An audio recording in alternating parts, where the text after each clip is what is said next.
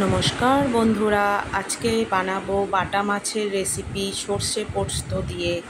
আমি এখানে বাটা মাছগুলোকে নুন হলুদ মাখিয়ে রেখেছি। বাটা মাছগুলোকে ভেজে নেব। কড়াইতে তেল গরম হয়ে গেছে, মাছগুলোকে দিয়ে দেব। আর মাছগুলোকে ভেজে নেব। এবার একটু উল্টে পাল্টে মাছগুলো ভাজা হয়ে গেছে, এবার তুলে নেব। আর এই তেল রয়েছে অনেকটা, এর মধ্যে আমি কালো জিরে ফোড়ন দিয়ে দেব। আর দিয়ে দেব সর্ষে পোস্ত লঙ্কা বাটা।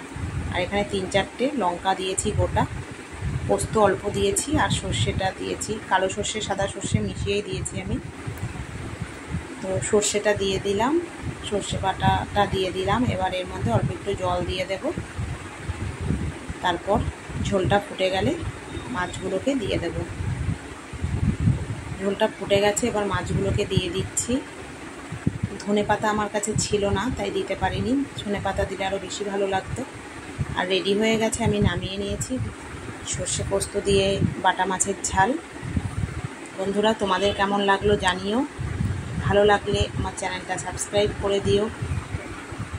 সর্ষে পোস্তর ঝাল রেডি। নমস্কার বন্ধুরা, ভালো থেকো সবাই।